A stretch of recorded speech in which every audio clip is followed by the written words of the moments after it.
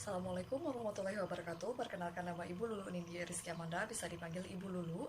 Ibu mengajar di mata pelajaran prakarya, khususnya teknologi informasi dan komunikasi di MTSN 4 Hulu Sungai Tengah. Masa pandemi ini kita bisa memanfaatkan berbagai media sosial dan juga email, chatting, webcam, dan sebagainya. Kita akan pelajari yang pertama, yaitu kita akan mengenal teknologi informasi dan komunikasi atau TIK, kemudian peralatan TIK apa saja yang ada di sekitar kita, kemudian penggolongan komputer, dan yang terakhir media jaringan informasi. Dengan adanya kemajuan teknologi informasi dan komunikasi yang sangat cepat, maka memudahkan kita untuk memberitahukan informasi tidak hanya dengan lisan langsung ke orangnya, namun juga bisa melalui media seperti telegraf, telepon, email. Sekarang kita bisa menggunakan berbagai media seperti chatting, juga teleconference, dan juga webcam. IKA memberikan manfaat dan tujuan yang membantu seseorang untuk menyampaikan informasi dan juga mendapatkan informasi dengan mudah dan tepat.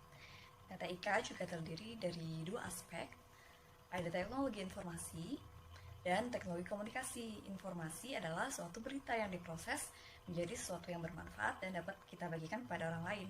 Sedangkan komunikasi adalah proses kita menyampaikan informasi atau gagasan tersebut untuk membentuk suatu perilaku. Nah, gambar berikut merupakan berbagai media atau alat dari TIK itu sendiri. Di antara ini, yang mana kira-kira kalian pernah melihatnya secara langsung? Nah, keduanya memiliki tujuan yang sama, yaitu menyampaikan informasi dan mendapatkan informasi dengan mudah dan tepat. Namun mempunyai pengertian yang berbeda dan tentunya fungsi yang berbeda pula. Nah, peralatan teknologi informasi yang pertama yaitu komputer. Untuk dapat membuat komputer bekerja sesuai dengan fungsi dan manfaatnya, maka komputer memerlukan komponen penting. Apa saja diantaranya? Yang pertama yaitu hardware atau perangkat keras, yang kedua adalah software atau perangkat lunak, dan yang ketiga adalah brainware atau user, yang artinya pengguna komputer. Ketiga komponen tersebut harus saling berhubungan sehingga dapat membentuk satu kesatuan yang membuat komputer dapat bekerja secara maksimal.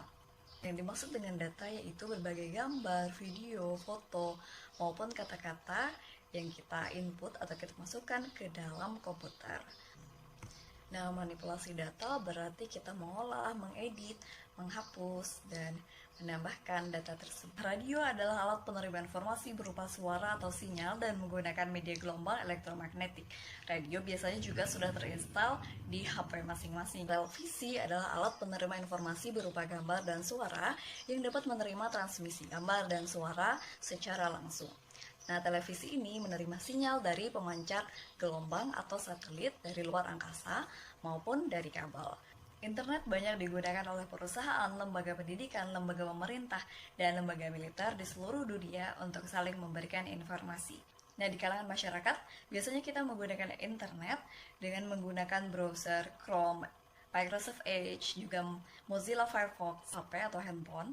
Yang semakin lama semakin maju, ukuran dan bentuk HP pun semakin hari semakin kecil dan menarik. Awalnya handphone portable pertama hadir dengan desain kaku dan ukuran yang sangat besar, kemudian generasi selanjutnya memiliki ukuran lebih kecil dan praktis dengan bagian yang dapat dilipat serta antena yang dapat ditarik untuk memperkuat sinyal. 2007 mulai beralih kepada teknologi smartphone dengan teknologi dan fitur yang semakin canggih serta beragam, serta layar sentuh yang dapat dioperasikan dengan jari.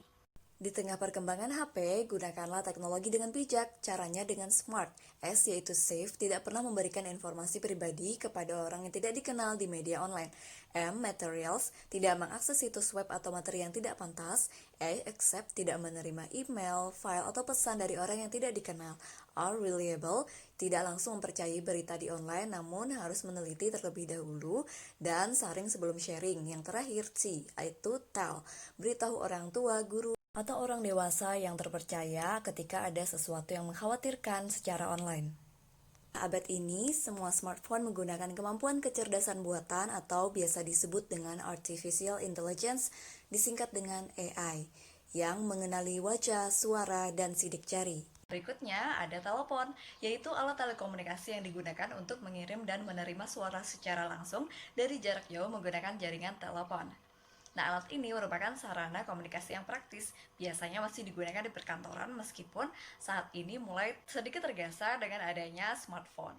Yang terakhir ada satelit. Satelit ini memiliki dua macam jenis. Yang pertama yaitu satelit televisi dan yang kedua satelit telekomunikasi. Satelit televisi menerima sinyal dari stasiun televisi, kemudian sinyal dipancarkan kembali ke bumi dalam jangkauan yang luas. Sinyal ini diterima dan diubah oleh televisi menjadi gambar dan suara. Sedangkan satelit telekomunikasi digunakan untuk menerima dan memancarkan sinyal telepon atau handphone. Demikian materi kali ini. Terima kasih. Jazakumullah khairan katsiran. Tetap sehat dan bahagia. Wassalamualaikum warahmatullahi wabarakatuh.